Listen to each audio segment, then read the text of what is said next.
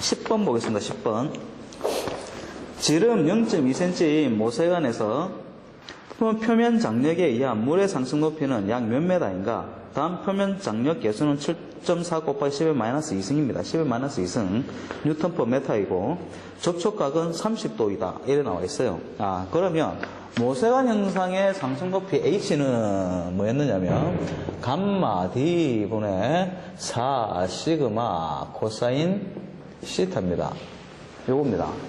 감마는 뭐냐? 당연히 비중량이죠. 비중량. 이거는 구경. 시그마가 뭐예요? 표면 장력입니다.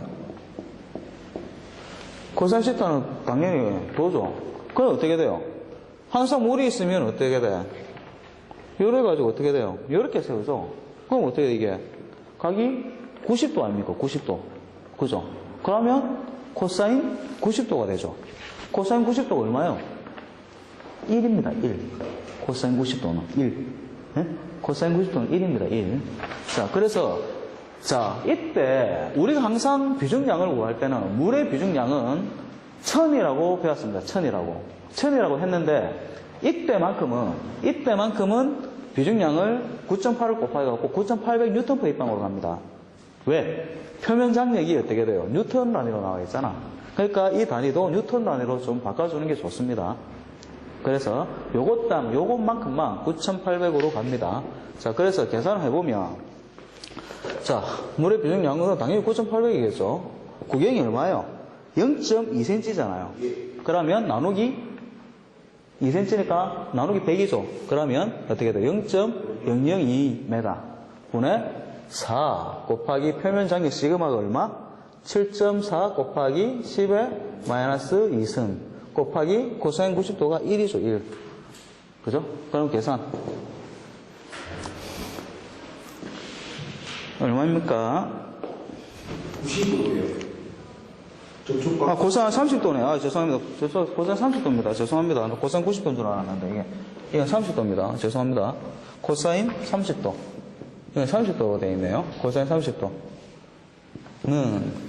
얼마입니까? 코사인 30도면 2분의 루트 3이죠. 코사인 30도는.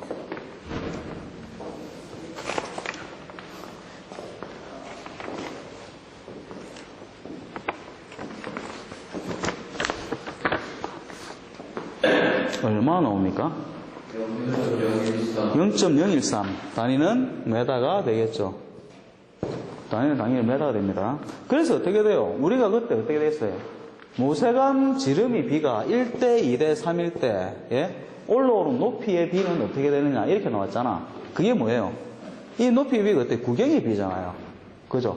이게 구경이 여기 있잖아요. 나머지는 다 똑같잖아요. 요거는. 그리고 삭제하죠. 그럼 D1분의 1, D2분의 1, D3분의 1이 되는 거잖아. 그러니까 어떻게 돼요? 다 이렇게 하면 되잖아. 이렇게 해버리면 되죠. 그죠? 이런 식으로 된다. 그래서 6대 4대 3 이런 식으로 문제가 될 수도 있다라는 겁니다. 두 가지 종류밖에 안 나와요. 모션 현상은. 다음 11번 넘어가겠습니다. 자, 펌프 출동력 구하는 거네, 그죠? 펌프 출동력 구하는 거. 출동력 구하는 공식이 뭐더라? P는 102 곱하기 2분의 감마 Q H 곱하기 K 이렇게 되는데 이게 출동력이기 때문에 어떻게? K가 없어지죠. 출동력이니까. 그죠? K를 그럼 삭제하고 이제 적으면 됩니다. 그죠? 102 곱하기 효율이 얼마? 효율이 얼마? 67%네? 그러면 0.67 분의 감마가 뭐예요? 물이니까 1000이죠. 1000. 유량이 얼마? 48 입방 퍼 HR입니다. 48 입방 퍼 HR이잖아요. 이걸 세크로 바꿔야 되죠. 그럼 어떻게 해야 돼요?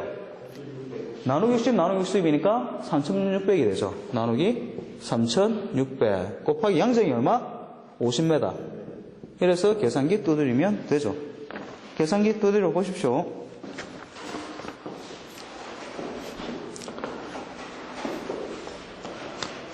시험 이런 식으로 나오면 얼마나 좋을까, 그죠? 이런 식으로 나옵니다. 에? 실제 시험장 가도 시험 문제가 다 이런 식으로 나와. 이때까지 다 봤잖아. 다 고만고만 하더라, 아닙니까? 예? 다 고만고만하잖아. 어떻게 특출나게 이렇게 바뀌고 하는 문제가 없잖아. 다 고만한 문제가 계속 나오잖아. 계속 반복이잖아. 더 이상 소방 쪽 유체역학에서는 낼 만한 문제가 이런 것밖에 없다는 거예요. 그래서 어려운 게 절대 아니다. 얼마? 9.75kW가 된다. 12번 봅니다. 12번. 유체의 흐름에서 유선이라는 데 있죠? 유선이란 뭐냐? 정의를 보세요. 정의를 보면 유선은 유동장 내의 모든 점에서 속도 벡터의 방향과 일치하도록 그려진 가상곡선. 그게 몇 번이냐? 어디 있어요? 4번이죠, 4번. 그리고 유적선하고 유맥선에 대해서도 한번 읽어보십니다. 읽어보시고, 뭐 이런 게 있다. 라고 넘어갑니다. 13번 이상계측 개체상수를 물어봤는데, 요 공식은 그 연력학 쪽 문제입니다. 연력학 쪽 문제고, 답은 2번이고, 그냥 여러분 알아서 풀어보십시오. 2번 넘어갑니다. 14번으로 바로 넘어가겠습니다. 14번으로. 자, 14번. 내경 20cm인 배관 속을 매분 1.8 입방의 정상 흐름을 보여주는 유체의 레이놀드 수가 1.5 곱하기 10의 6승입니다. 1.5 곱하기 10의 6승. 1.5 곱하기 10의 6승이었다면 이 유체의 점성계수는 약 몇 파스칼 세크인가? 이래 나와있어요. 점성계수를 물어봤잖아요. 여러분들 그때 그 점성계수 단위가 뭐였냐면, 점성계수 보통은 뭘로 하잖아요. 킬로그램 퍼 메타 세크였습니다. 이게 단위예요. 혹은 또 어떻게 나오는지 하면, 뉴턴 세크 퍼 메다 제곱 이런 식으로 나와. 그런데 이번엔 뭐예요? 파스칼 세크 나와 있잖아요. 다 똑같습니다. 한번 볼까, 이거? 이게 뭐예요? 파스칼이. 뉴턴 퍼 메다 제곱이잖아요. 여기에 곱하기 세크면 뭐예요? 뉴턴 세크 퍼 메다 제곱 되죠? 똑같단 말이면 이거하고 그때 같았잖아요. 그러니까 여러분들은 어떤 그게 나오더라도 의심하지 말고 그냥 숫자만 적으라는 거예요. 숫자만. 예? 단위는 딱 처리되기 때문에 그냥 숫자만 적어요. 숫자만. 틀리는 게 없으니까 그냥 무시하고 숫자만 딱 적어요. 자, 그래 이번에 점성계수를 물어봤다, 그죠? 레이놀드 수를 위해서 점성계수를 물어봤어. 그럼 레이놀드 수 구하는 공식이 어떻게 됩니까? 레이놀드 수 구하는 공식이 뭐야? R이는 U분의 로 VD 혹은 누분의 VD. 근데 이번에 뭐예요? 요걸 물어봤죠? 요걸 물어봤잖아. 그러면 이 공식으로 들어가야 되겠죠? 당연히, 그죠? 요 공식으로 들어가야 된다는 겁니다. 그럼 요거를 삭제, 지우고, 이게 넘어갑니다. 이쪽으로 넘어가면 어떻게 돼요? R이 뮤는 로 VD. R이 이쪽으로 넘어가야 되죠. 그럼 어떻게 돼요? 뮤는 R이분의 로 VD. 이래 되죠. 찾으면 되잖아요, 이제. 레이놀드 수 나와 있죠? 1.5 곱하기 10의 6승. 그죠? 나와 있고. 그 다음, 밀도. 나와 있습니까? 밀도 나와 있죠? 780kg per 입방. 그죠? 나와 있고. 유속은 안 나와 있다, 그죠? 유속은 안 나와 있잖아. 유속은 안 나와 있고, 관계음 나와 있죠? 내경 20cm. 아, 그럼 유속을 구해내면 되잖아, 유속을. 유속을 구하는 공식이 뭐? Q는 AV에서, V는 A분의 Q. A분의 Q가 뭐예요? 파이드 제곱분의 4Q. 이래 되죠? V는. 여기에서 구해보는 거죠. 3.14 곱하기 관경이 얼마? 20cm니까 0.2의 제곱 분의 4 곱하기 Q가 얼마예요? Q가 1.8 입방 퍼 분이죠. 매분이니까. 그러니까 세크로 바꾸려면 나누기 60. 그죠? 나누기 60. 계산기.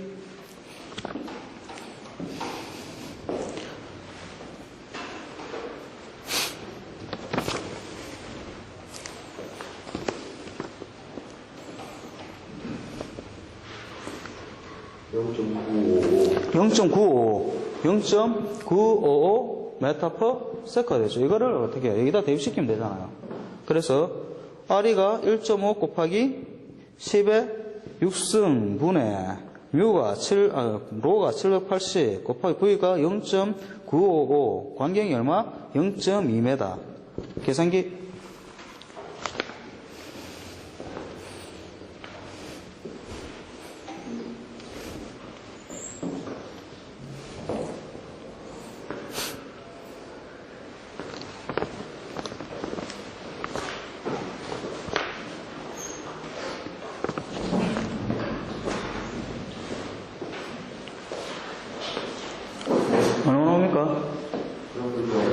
9.93 곱하기 10의 마이너스 5승 나옵니까?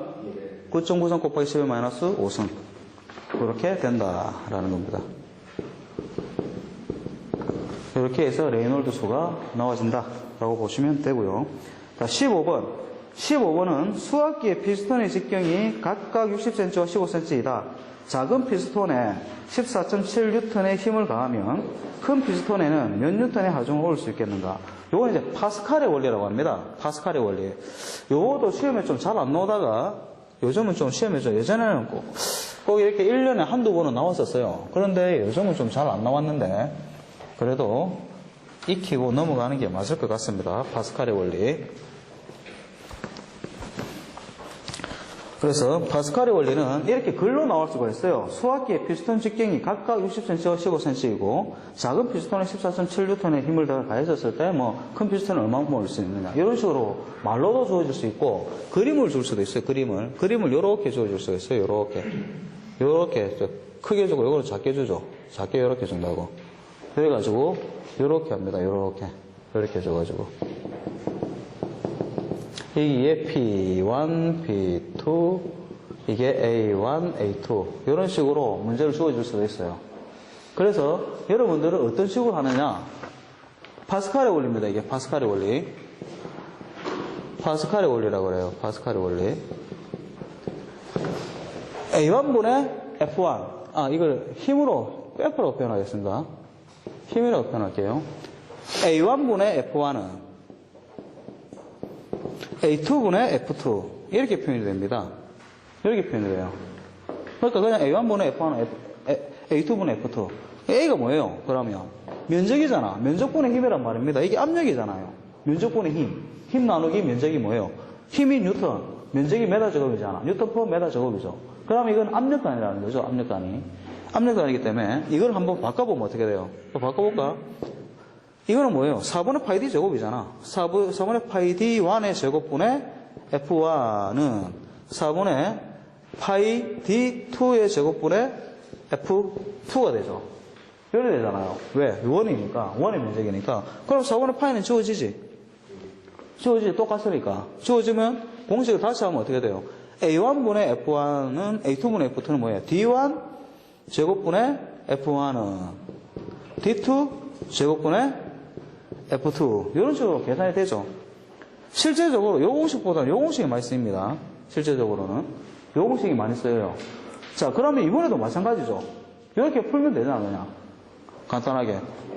그러니까 그러면 지금 어떻게 돼요? D1의 제곱분의 F1은 D2 제곱분의 F2 이렇게 되잖아요.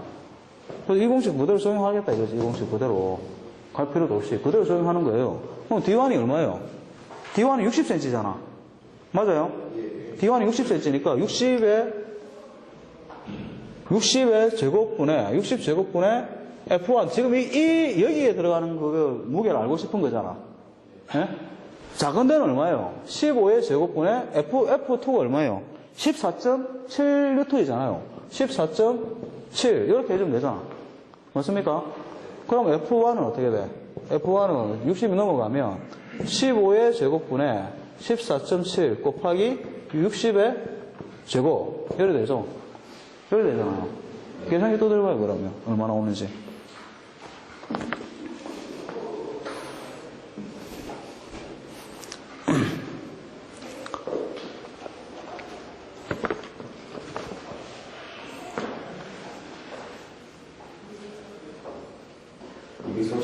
이 235.2N 이렇게 되는 거죠. 이렇게 푼다.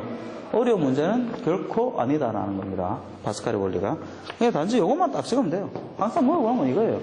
작은 걸 올릴 때 혹은 큰 걸 올렸었을 때 다른 쪽의 힘이 얼마인가 이런 걸 다 물어보는 겁니다. 항상. 넘어갑니다. 16번 보겠습니다. 16번. 안찌림이 300mm, 길이가 301m인 주철관을 통하여 물이 유속 3m/s로 흐를 때 손실수도는 약 몇 m인가? 손실수도, 압력수도, 압력 강하 이런 말이 나오면 무슨 공식이라 했어요? 달시 웨버식. 그죠? H는 2GD분의 FLV 제곱. 그죠? 다시 해보세요. 압력 손실, 손실 수도, 압력 손실 수도는, 압력 강화는 하면 H는 EGD분의 FLV 제곱. 바로 떠올라야 됩니다. 이런 공식들은. 왜요? 항상 나오잖아. 항상 나오더라, 아닙니까, 이거? 그래서 H는 EGD분의 FLV 제곱. 적어놓고, 이제 찾는 거죠. 2 곱하기 중력가속도 9.8. 관계 얼마예요? 300mm네? 그러면 0.3m네요. 0.3분의. 마찰 손실 계수가 얼마? 0.05. 0.05. 길이가 얼마예요? 301m. 유속이 얼마입니까? 3만. 3. 이거 천재로 주어졌네, 3. 제곱. 계산기로 두드리면 되죠. 이래가지고. 이건 다 주어졌네, 그냥. 공식을 알고 있느냐, 모르느냐. 이거밖에는 없는 거죠.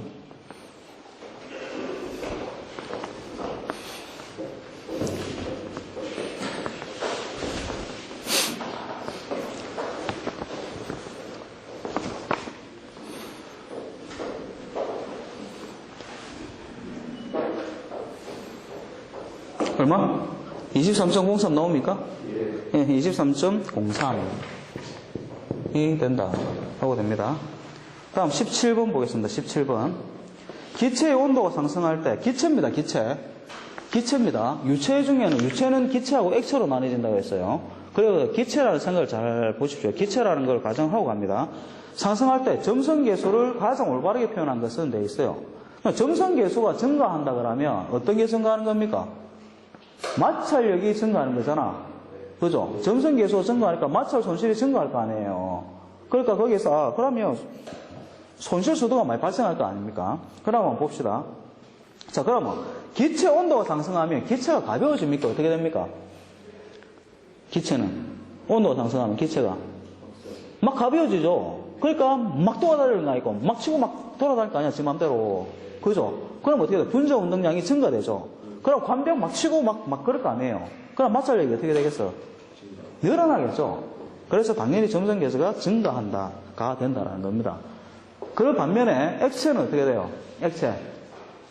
액체를 한번 잘 생각해봐. 액체를 생각하면 어떻게 돼요? 온도가 올라갔으면 어떻게 돼요? 이게 딱딱했던 게 어떻게 돼요? 묽어지죠. 묽어지면 어떻게 돼? 마찰력이 묽어지니까 어떻게? 딱딱했던 거는 마찰이 많이 잘 일어날 거 아니에요. 근데 묽어지면 어떻게? 잘 흘러가겠지. 묽어지니까.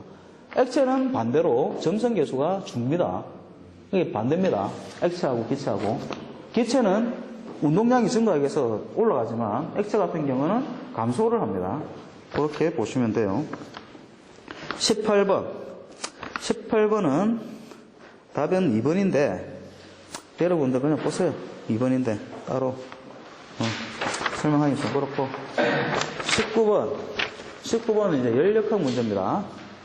3번입니다. 답은 4번, 3번인데 그냥 여러분들이 알아서 공부를 하시기 바랍니다. 다음 20번.